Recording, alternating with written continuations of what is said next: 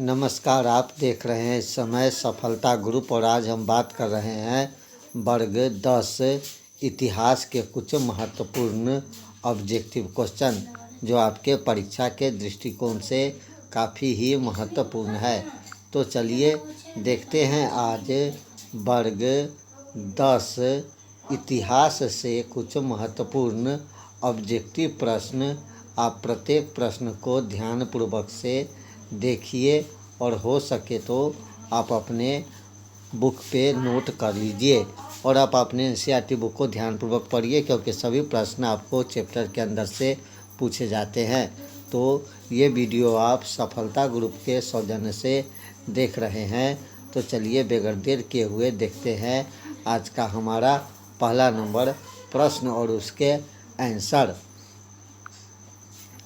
तो हमारा पहला नंबर प्रश्न है, यूरोप का मरीच किसे कहा जाता था? काफ़ी महत्वपूर्ण प्रश्न है। तुर्की को, ऑप्शन बी देखिए इटली, सी इंग्लैंड और ऑप्शन नंबर डी फ्रांस को। तो आपको पता होगा कि यूरोप का मरीच कहा जाता था, वो आपको ऑप्शन नंबर ए यानी कि तुर्की जो है बिल्कुल सही हो जाएगा। तो हमारा प्रश्न संख्या 1, यूरोप का मरीच तुर्की को कहा जाता था, ऑप्शन नंबर ए यहाँ पर सही हो जाएगा। ये सभी प्रश्न दोस्तों काफ़ी ही महत्वपूर्ण है जो आपको सीधे परीक्षा में पूछा जा सकता है। तो प्रत्येक क्वेश्चन को ध्यानपूर्वक से देखिए और समझिए।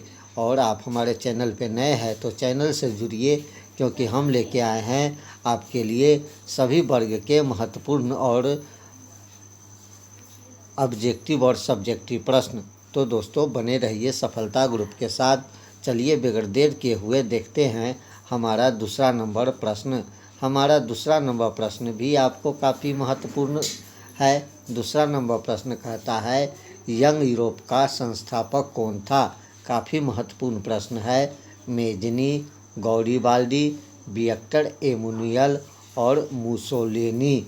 तो सही आंसर यहाँ पर आपको हो जाएगा option number A. Young Europe के संस्थापक जो थे वो आपको मैजनी थे, यानी ऑप्शन नंबर ए आपको बिल्कुल सही हो जाएगा, मैजनी। नंबर 3 प्रश्न जानते हैं। नंबर 3 प्रश्न भी आपको काफ़ी महत्वपूर्ण है। नंबर 3 प्रश्न को देख लीजिए, थोड़ा सा ये छोटा बड़ा कर देते हैं। नंबर 3 प्रश्न है, यूरोपीय सभ्यता का पालना किस देश को कहा जाता है? ऑप्शन ए को देखिए Italy, B Rome, C Spain और डी यूनान। और दोस्तों ये इतिहास चैप्टर से यूरोप में राष्ट्रवाद पाठ से लिया गया महत्वपूर्ण ऑब्जेक्टिव प्रश्न है। तो यूरोपीय सभ्यता का पालना जिस देश को कहा जाता था वो आपको ऑप्शन नंबर डी यूनान जो है बिल्कुल सही हो जाएगा। तो हमारा सही आंसर ऑप्शन नंबर डी यूनान। चलिए चौथा नंबर प्रश्न को जानते हैं। इटली के एकीकरण का मसीहा कहा जाता है? तो ऑप्शन ए को देखिए नेपोलियन बोनापार्ट, बी मैजनी, सी काबुर और डी गौरीबाल्डी। तो इटली के एकीकरण का मसीहा कहा जाता है आपको ऑप्शन नंबर बी यानी कि मैजनी को। ऑप्शन नंबर बी हमारा यहाँ पर सही हो जाएगा, मैजनी। 5वां नंबर प्रश्न जानते हैं। 5वां नंबर प्रश्न भी आपको काफ़ी ही महत्वपूर्ण प्रश्न है। 5वां नंबर प्रश्न देख लीजिए, कहता है यूरोपीय राष्ट्रवाद से प्रभावित होकर किस भारतीय जैकोबिन क्लब की स्थापना की गई? ऑप्शन ए को देख लीजिए हैदर अली, बी टीपू सुल्तान, सी सफदरजंग और डी शिवाजी। तो सही आंसर आपको 5 का option number B Tipu Sultan बिल्कुल सही हो जाएगा। 6ठा नंबर प्रश्न को जानते हैं। 6ठा नंबर प्रश्न भी आपको काफ़ी महत्वपूर्ण प्रश्न है। फ्रांस की क्रांति का प्रमुख कारण था? ऑप्शन ए प्रजातंत्र शासन, बी निरंकुश शासन, सी गिरफ्तारी पत्र और डी मन सदादारी प्रथा। तो सही आंसर यहाँ पर आपको ऑप्शन नंबर बी जो है बिल्कुल सही हो जाएगा। फ्रांस की क्रांति का प्रमुख कारण जो था वो आपको निरंकुश शासन व्यवस्था था। चलिए 7वां नंबर प्रश्न को जानते हैं। 7वां नंबर प्रश्न भी आपको काफ़ी ही महत्वपूर्ण प्रश्न है। 7वां नंबर प्रश्न कहता है मैजनी का संबंध किस संगठन से था। ऑप्शन ए लाल सेना, बी कार्बोनेनारी, सी फिलिक हेटारिया और डी डायट। तो सही आंसर आपको मैजनी का संबंध बी ऑप्शन सही हो जाएगा, यानी कि कार्बोनारी। 8 नंबर प्रश्न को जानते हैं। 8 नंबर प्रश्न भी आपको काफ़ी महत्वपूर्ण है। 8 नंबर प्रश्न को देख लीजिए। कहता है 8 नंबर प्रश्न फ्रांस में किस शासन वंश की स्थापना वियना कांग्रेस के द्वारा की गई थी। हेब्सबर्ग, आलिया वंश, बुर्बो वंश। तो सही आंसर यहाँ पर जो हो जाएगा आपको ऑप्शन नंबर सी बुर्बो वंश बिल्कुल सही आंसर हो जाएगा। 9वां नंबर प्रश्न को जानते हैं। 9 नंबर प्रश्न भी आपको काफ़ी महत्वपूर्ण है। 9 नंबर प्रश्न देख लीजिए। 9 नंबर प्रश्न कहता है कि किसने अपने कूटनीतिक के बल पर इटली की समस्या को संपूर्ण यूरोप की समस्या बना दिया। Option A Count Cavour, Garibaldi, C Mazzini और डी विक्टर एनुमल। तो अपने कूटनीति के बल पर इटली की समस्या को संपूर्ण विश्व की समस्या जिसने बना दिया उसका नाम ऑप्शन नंबर ए में है, यानी कि काउंट काबूर। सही आंसर ऑप्शन नंबर ए यहाँ पर हो जाएगा। 10 नंबर प्रश्न जानते हैं। 10 नंबर प्रश्न भी आपको काफ़ी महत्वपूर्ण है। विलियम प्रथम कहाँ का शासक था। Option A Italy, B France, C Austria और ऑप्शन नंबर डी यूनान। तो विलियम प्रथम जहाँ के शासक था वो आपको ऑप्शन नंबर बी यानी कि फ्रांसा जो है बिल्कुल सही हो जाएगा। विलियम प्रथम फ्रांसा का शासक था। चलिए अगला प्रश्न जानते हैं। 11 नंबर प्रश्न भी आपको काफ़ी ही महत्वपूर्ण है। जाल्वेराइन की स्थापना किस राज्य ने की। फ्रांसा ने, ऑस्ट्रिया ने, सार्डिनिया ने और नेपल्स ने। तो जाल्वेराइन जो एक व्यापारी की संस्था थी उसकी स्थापना ऑप्शन नंबर ए यानी कि फ्रांसा ने की थी। 12 नंबर प्रश्न को जानते हैं। 12 नंबर प्रश्न भी आपको काफ़ी ही महत्वपूर्ण प्रश्न है। हंगरी की भाषा क्या थी। ऑप्शन ए को देखिए इतावली, बी मैग्यार, सी पोलिश और डी फ्रेंच। तो सही आंसर आपको ऑप्शन नंबर बी जो है बिल्कुल सही हो जाएगा। हंगरी की भाषा मैग्यार थी। चलिए 13 नंबर प्रश्न को जान लेते हैं। 13 नंबर प्रश्न भी आपको काफ़ी ही महत्वपूर्ण प्रश्न है। यंग इटली के संस्थापक कौन था। Option A Cavour, B Garibaldi, C Mazzini और डी मुसोलिनी। तो सही आंसर आपको यंग इटली के संस्थापक मैजनी था। ऑप्शन नंबर सी हमारा बिल्कुल सही हो जाएगा। 14 नंबर प्रश्न को देख लीजिए। 14 नंबर प्रश्न भी आपको काफ़ी महत्वपूर्ण प्रश्न है। 14 नंबर प्रश्न आपको कहता है कि 19वीं शताब्दी में यूरोप में राष्ट्रवाद के विकास का क्या परिणाम हुआ।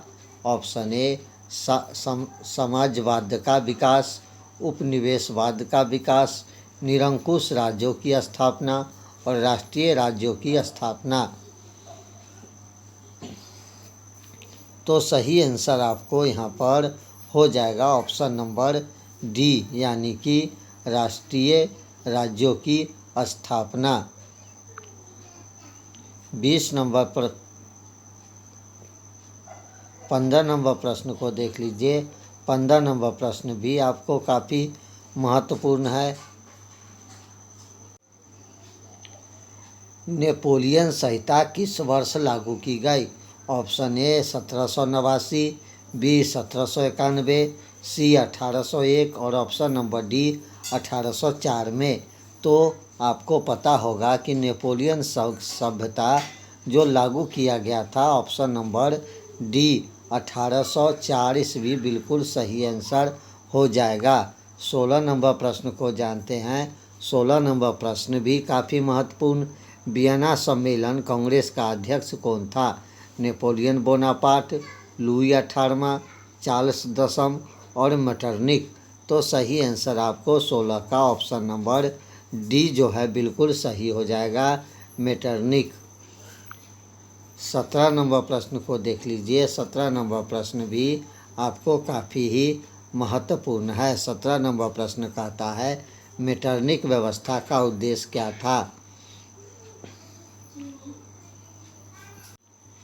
गणतंत्र की स्थापना करना, प्रजातंत्र की स्थापना करना, पुरातत्व व्यवस्था की पुनः स्थापना और नेपोलियन का पुनर्स्थापना। तो सही आंसर आपको ऑप्शन नंबर सी जो है बिल्कुल सही हो जाएगा।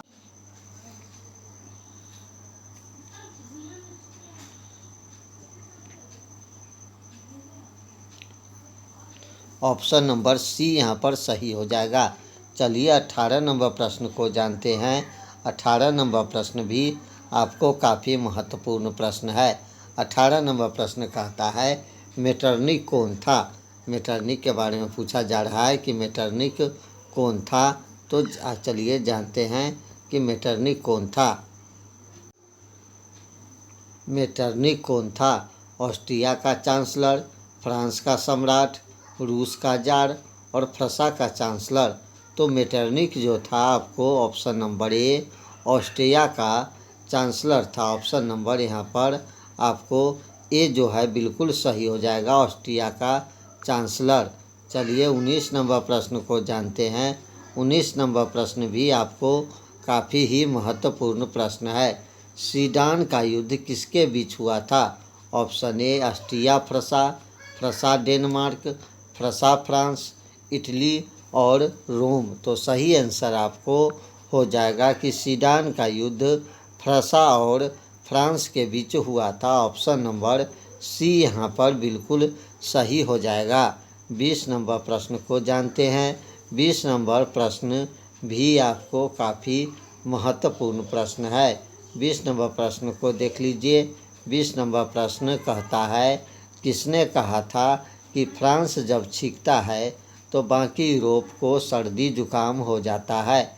नेपोलियन ने, हिटलर ने, मेटरनिक ने या गैरिबाल्डी ने? तो सही आंसर आपको ऑप्शन नंबर सी मेटरनिक बिल्कुल सही हो जाएगा। 21 नंबर प्रश्न को देख लीजिए। 21 नंबर प्रश्न भी आपको काफ़ी ही महत्वपूर्ण प्रश्न है। बिस्मार्क का किस विद्वान की विचारधारा से प्रभावित था? रूसो, हीगेल, अस्टडट, जैकब। तो बिस्मार्क का जिस विद्वान के विचारधारा से प्रभावित था वो आपको ऑप्शन नंबर बी में देखने को मिलेगा, हीगेल। चलिए 22 नंबर प्रश्न को जानते हैं। 22 नंबर प्रश्न भी आपको काफ़ी ही महत्वपूर्ण प्रश्न है। 22 नंबर प्रश्न कहता है कि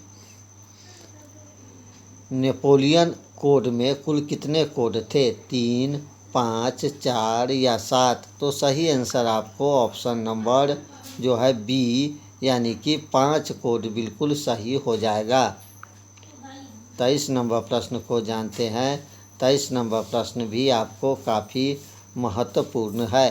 23 नंबर प्रश्न कहता है जर्मनी एवं इटली के एकीकरण के विरुद्ध निम्न में कौन था? इंग्लैंड, रूस, ऑस्ट्रेलिया या फ्रांस? तो सही आंसर आपको ऑप्शन नंबर सी जो है बिल्कुल सही हो जाएगा, यानी कि ऑस्ट्रिया। 24 नंबर प्रश्न को जानते हैं। 24 नंबर प्रश्न भी आपको काफ़ी ही महत्वपूर्ण देखने को मिलेगा। 24 नंबर प्रश्न को देख लीजिए। यूरोपवासी के लिए किस देश का साहित्य एवं विज्ञान प्रेरणा का स्रोत रहा? जर्मनी, यूनान, तुर्की, इंग्लैंड? तो सही आंसर 24 का आपको ऑप्शन नंबर बी यहाँ पर सही हो जाएगा, यानी कि यूनान हमारा सही आंसर हो जाएगा। 25 नंबर प्रश्न को जानते हैं। 25 नंबर प्रश्न भी आपको काफ़ी ही महत्वपूर्ण प्रश्न है। 25 नंबर प्रश्न कहता है, नेपोलियन ने जर्मनी में किस संघ की स्थापना की? टास्पोडो संघ, सेलेस्पाइन संघ, राइन संघ और डी इनमें से कोई नहीं। तो 25 का हमारा सही आंसर ऑप्शन नंबर सी जो है बिल्कुल सही हो जाएगा, राइन संघ। ऑप्शन सी यहाँ पर देख लीजिए सही है, राइन संघ। 26 नंबर प्रश्न को जानते हैं। 26 नंबर प्रश्न भी आपको काफ़ी ही महत्वपूर्ण प्रश्न है। लाल कुर्ती का गठन किसने किया था? काबूर ने, मैजनी ने, बिस्मार्क ने या गौरीवाल्डी ने? तो लाल कुर्ती का गठन जो किया था ऑप्शन नंबर डी गौरीवाल्डी बिल्कुल सही आंसर हो जाएगा। 27 नंबर प्रश्न को जानते हैं। 27 नंबर प्रश्न भी आपको महत्वपूर्ण प्रश्न है। किस युद्ध के बाद जर्मनी का एकीकरण हुआ? कीमिया का युद्ध, सोडावा का युद्ध, प्रेसा डेनमार्क का युद्ध, सीडान का युद्ध? तो सही आंसर आपको यहाँ पर ऑप्शन नंबर डी जो है बिल्कुल सही हो जाएगा, सीडान का युद्ध। 28 नंबर प्रश्न को जानते हैं। 28 नंबर प्रश्न देख लीजिए, कहता है कि जेमेनिया क्या थी? ब्रिटिश राज के प्रतीक, जर्मन राष्ट्र के प्रतीक, रूसी राष्ट्र के प्रतीक, ऑस्ट्रेलियन सम्राट का प्रतीक? तो जर्मेनिया जो थी वो ऑप्शन नंबर बी जर्मन राष्ट्र के प्रतीक बिल्कुल सही आंसर हो जाएगा। 29 नंबर प्रश्न को जानते हैं। 29 नंबर प्रश्न भी आपको महत्वपूर्ण है। काबूर कौन था? जर्मनी का राजा था, इटली का प्रधानमंत्री, इटली का राजा, जर्मनी का मंत्री? तो काउंट काबूर जो था ऑप्शन नंबर बी इटली का प्रधानमंत्री बिल्कुल सही हो जाएगा। 30 नंबर प्रश्न को देख लेते हैं। 30 नंबर प्रश्न भी आपको काफ़ी महत्वपूर्ण है। जर्मनी का एकीकरण कब पूरा हुआ? 1890 में, 1848 में, 1871 में या 1870 में? तो जर्मनी का एकीकरण पूरा हुआ था ऑप्शन नंबर सी 1871 बिल्कुल सही आंसर हो जाएगा। 31 नंबर प्रश्न को देख लीजिए।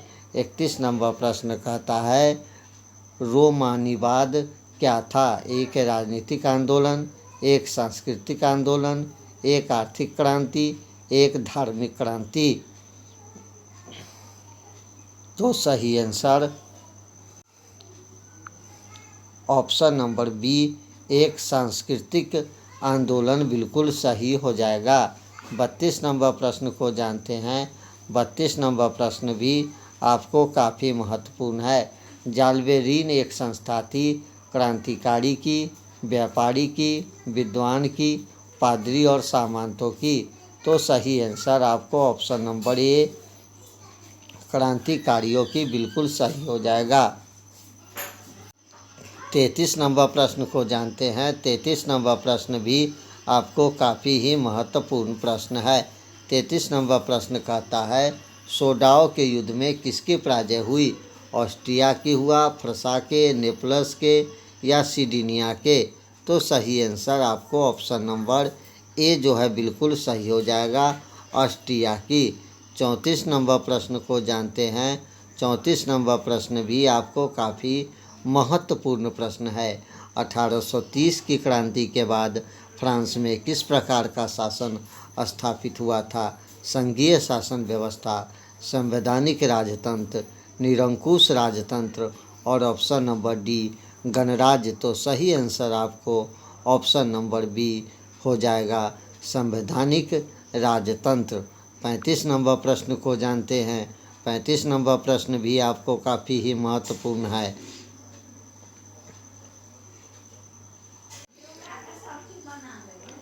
इटली और जर्मनी वर्तमान में किस महादेश के अंतर्गत आते हैं? उत्तरी अमेरिका, दक्षिणी अमेरिका, यूरोप और पश्चिमी एशिया?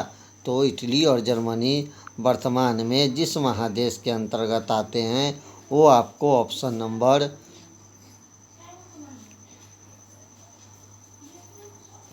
सी आपको सही हो जाएगा। चलिए 36 नंबर प्रश्न को जानते हैं। 36 नंबर प्रश्न भी आपको काफ़ी महत्वपूर्ण प्रश्न है। एक्ट ऑफ यूनियन किस वर्ष पारित हुआ? 1688 में, 1707 में, 1788 में और 1807 में। तो एक्ट ऑफ यूनियन जिस वर्ष पारित हुआ था वो आपको ऑप्शन नंबर बी में देखने को मिलेगा, 1707 में। दोस्तों ये सभी प्रश्न काफ़ी महत्वपूर्ण है।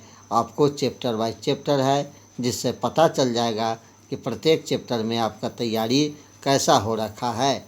मारियान किस देश के राष्ट्रवाद का प्रतीक था? फ्रांस, जर्मनी, इटली और रूस। तो सही आंसर आपको ऑप्शन नंबर ए जो है बिल्कुल सही हो जाएगा, फ्रांस। 38 नंबर प्रश्न को जानते हैं। 38 नंबर प्रश्न भी आपको काफ़ी ही महत्वपूर्ण है। यूनान के स्वतंत्रता संग्राम में किसकी पराजय हुई? यूनान की, तुर्की की, रूस की, फ्रांस की। तो यूनान के स्वतंत्रता संग्राम में तुर्की की पराजय हुई थी।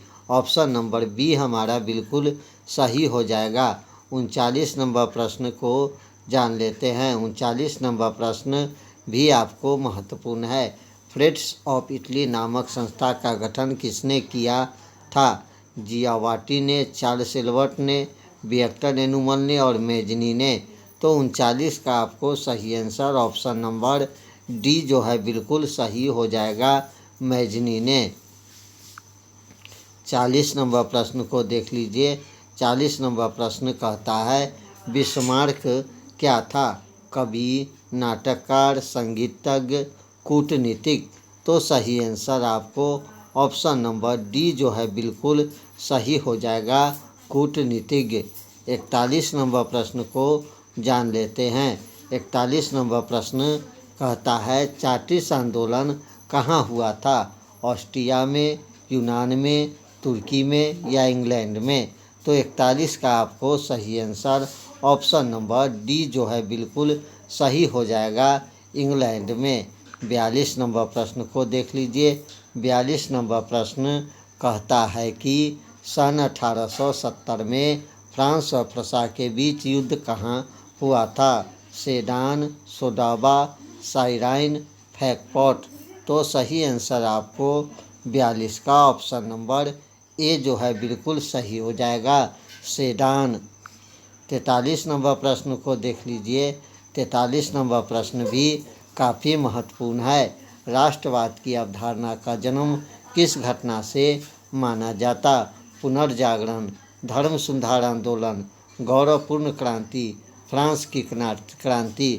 तो सही आंसर ऑप्शन नंबर ए यहाँ पर सही हो जाएगा। राष्ट्रवाद की अवधारणा का जन्म पुनर्जागरण से माना जाता है। 44 नंबर प्रश्न को देख लीजिए। 44 नंबर प्रश्न भी काफ़ी महत्वपूर्ण। कार्बोनारी की स्थापना किस वर्ष हुई थी? 1810, 1815, 1830 या 1848। तो सही आंसर आपको ऑप्शन नंबर ए जो है बिल्कुल सही हो जाएगा, 1810 ईस्वी में।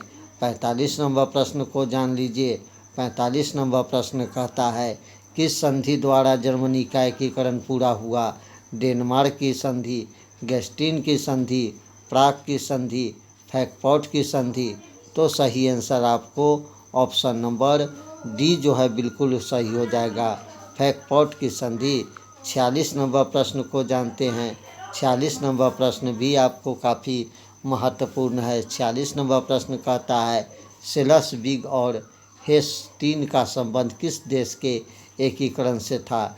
इटली के एकीकरण, जर्मनी के एकीकरण, यूनान के एकीकरण, अमेरिका के एकीकरण। तो सही आंसर आपको ऑप्शन नंबर बी, जर्मनी के एकीकरण बिल्कुल सही हो जाएगा। 47 नंबर प्रश्न को देख लीजिए। 47 नंबर प्रश्न आपको कहता है 1829 को इंडियानापोल की संधि किस देश के साथ हुआ? रूस, यूनान, ब्रिटेन या पोलैंड। तो सही आंसर आपको ऑप्शन नंबर ए जो है बिल्कुल सही हो जाएगा, रूस। 48 नंबर प्रश्न को देख लीजिए। 48 नंबर प्रश्न कहता है जर्मन राइन राज्य का निर्माण किसने किया था? लुई 18वां, नेपोलियन बोनापार्ट, नेपोलियन तृतीय, बिस्मार्क का।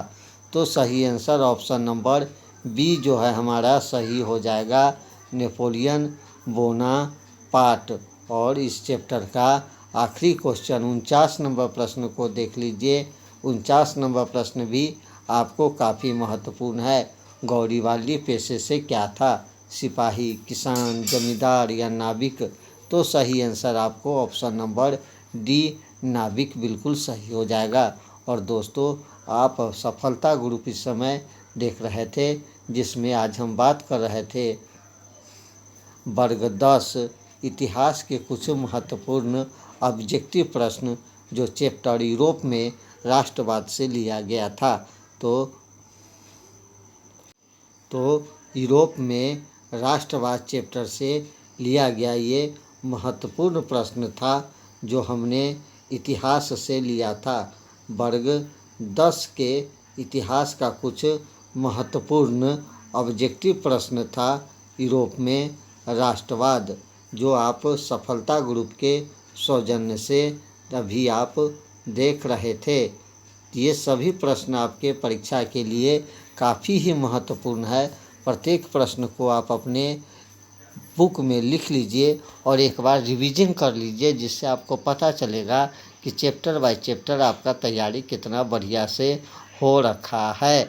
और आप एनसीईआरटी बुक को ध्यानपूर्वक पढ़िए, और क्योंकि ऑब्जेक्टिव क्वेश्चन हमेशा चैप्टर के अंदर से ही पूछे जाते हैं। तो दोस्तों, दीजिए इजाज़त, मिलते हैं एक अगले वीडियो में। तब तक नमस्कार, जय हिंद।